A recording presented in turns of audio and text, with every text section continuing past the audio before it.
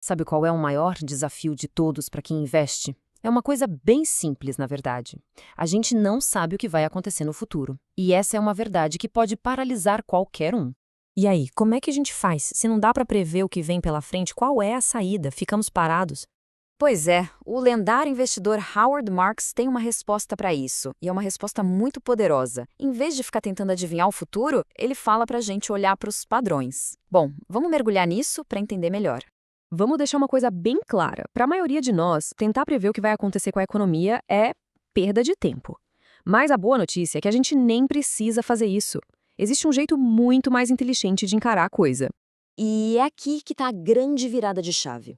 O objetivo não é acertar na loteria e adivinhar o futuro. A grande sacada é entender de verdade onde a gente está pisando agora, no presente. É essa consciência que nos dá vantagem. Ok, mas para a gente entender a nossa posição, a gente precisa primeiro entender como funciona um ciclo de mercado. Qual é a anatomia dele? Como essa coisa toda se move? Imagina o seguinte, essa linha reta que sobe é a tendência de longo prazo, sabe? O crescimento da economia ao longo de décadas. Mas o mercado de verdade, o que a gente vive no dia a dia, é essa linha que sobe e desce, essa onda.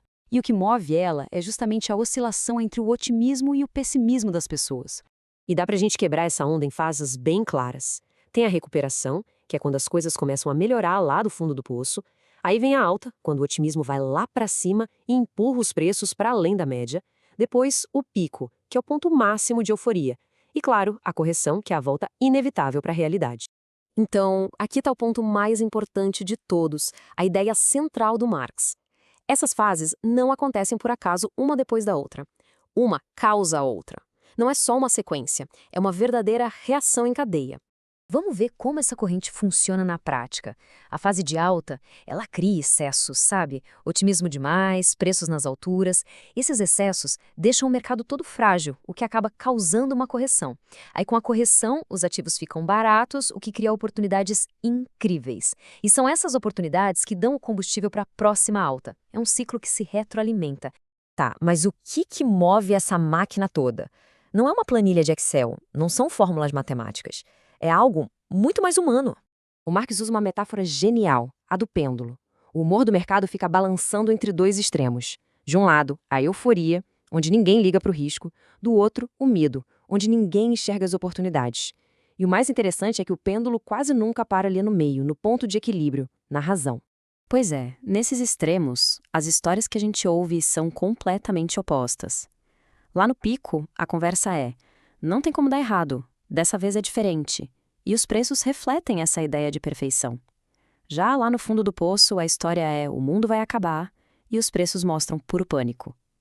Quem investe de forma inteligente sabe que nenhuma dessas duas histórias dura para sempre.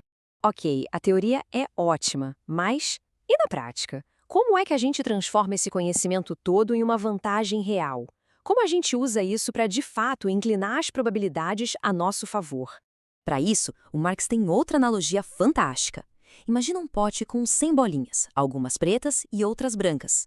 Tentar adivinhar a cor da próxima bolinha sem saber a proporção de cada cor, isso é pura especulação, é um chute. O investidor médio age como se a chance fosse sempre meio a meio, 50-50. Mas quem entende o ciclo sabe que o pote não é sempre igual. Às vezes ele tem 70 bolinhas pretas e só 30 brancas. Não dá para saber qual cor vai sair, mas dá para saber que a chance de vir uma preta é muito, muito maior.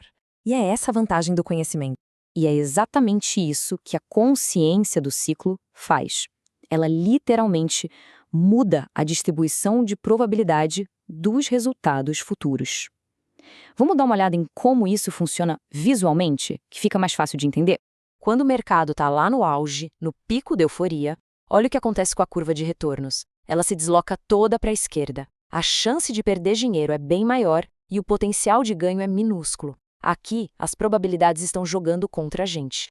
Agora, num mercado mais normal, mais equilibrado, a gente tem uma distribuição padrão, essa curva de sino. O potencial de ganho e de perda é mais ou menos simétrico, balanceado.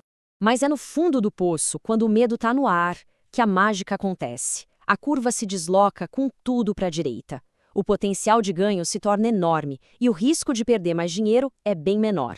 É aqui que as probabilidades estão esmagadoramente a nosso favor. E tudo isso nos leva à grande conclusão. O poder de entender os ciclos não é ter uma bola de cristal para prever o dia exato do pico ou do fundo. O poder está em se preparar, é ser mais agressivo quando as chances estão a seu favor e mais defensivo quando elas estão contra.